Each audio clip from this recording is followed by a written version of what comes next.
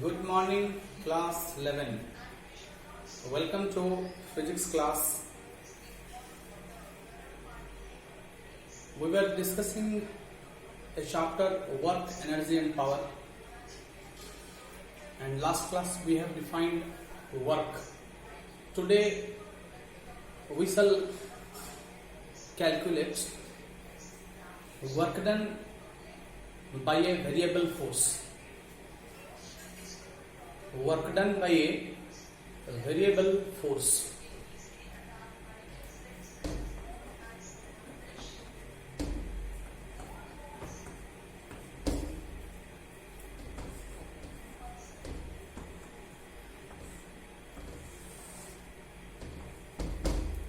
Work done by a variable force.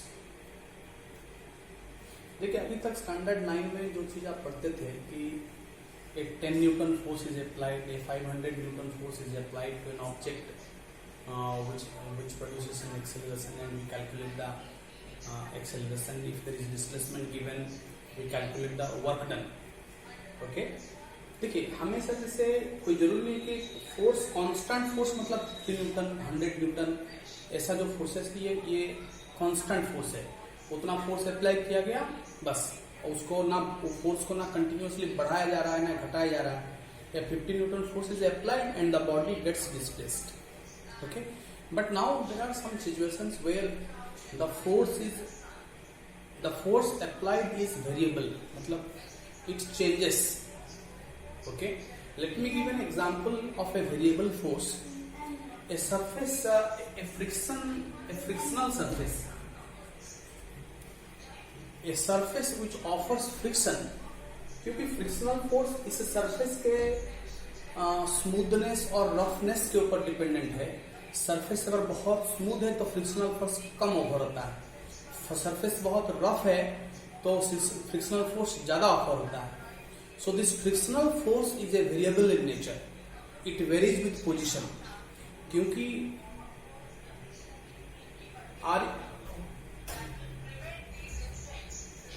because the roughness of a surface is not uniform.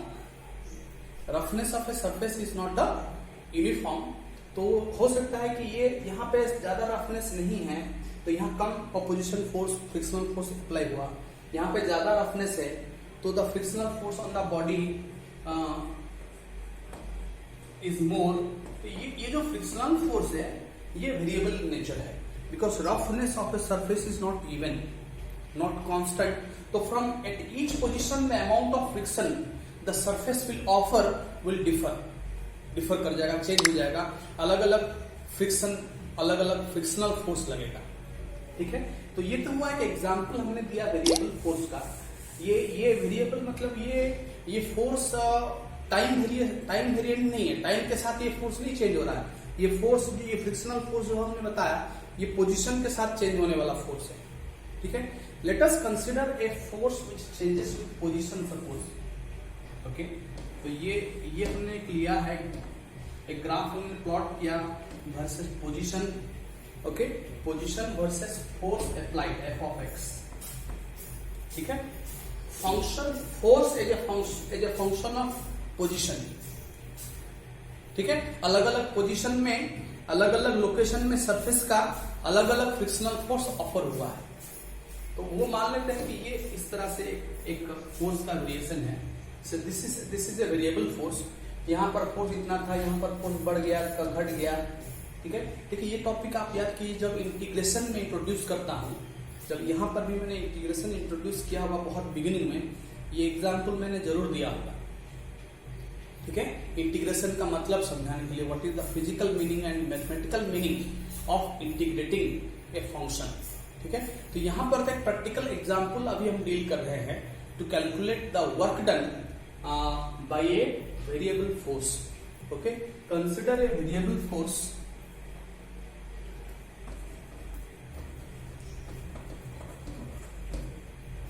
Consider a variable force f of x which varies with position.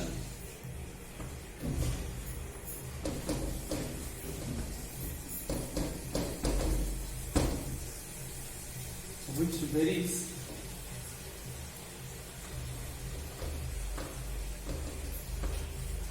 with the position.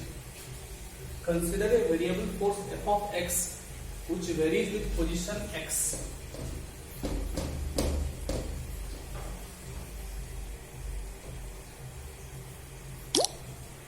Okay,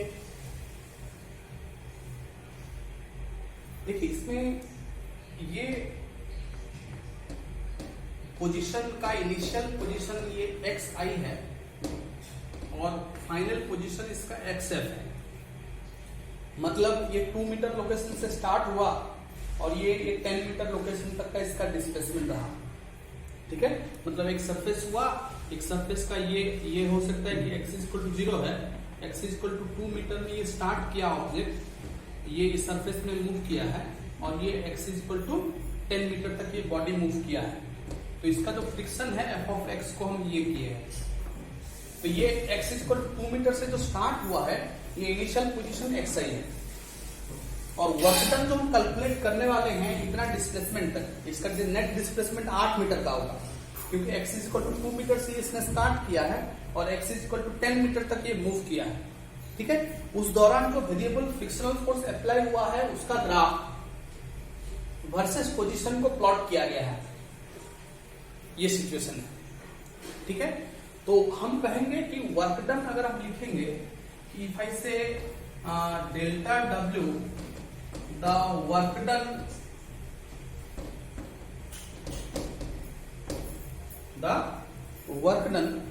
by the variable force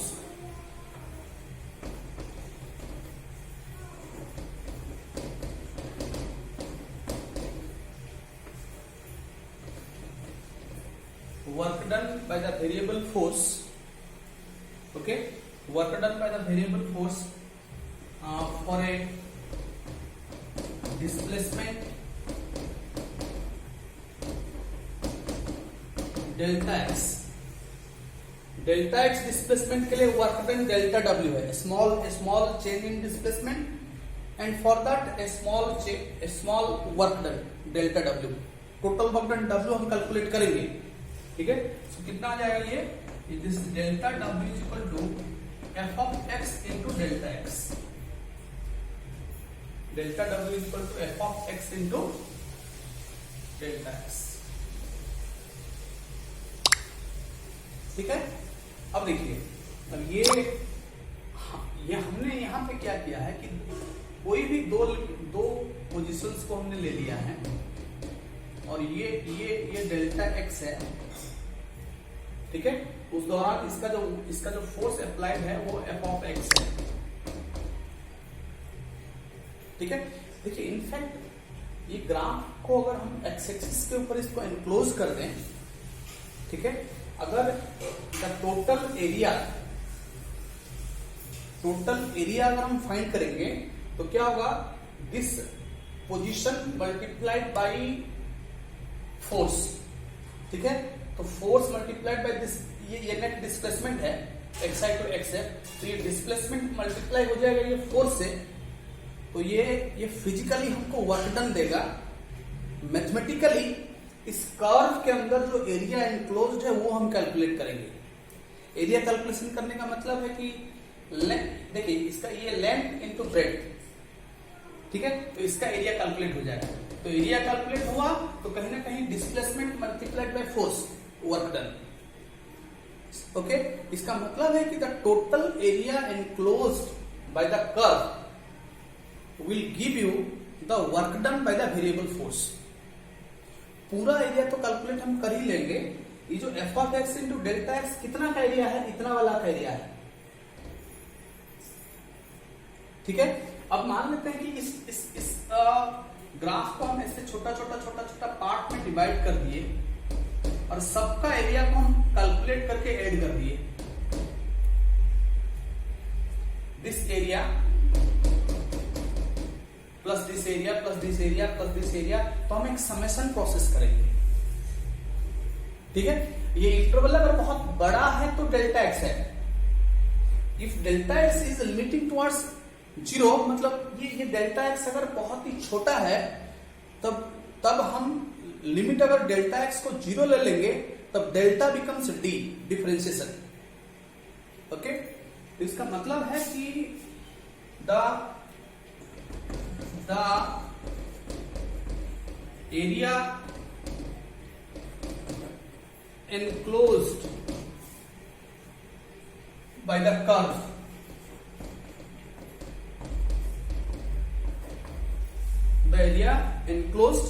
by the curve in the graph f of x versus x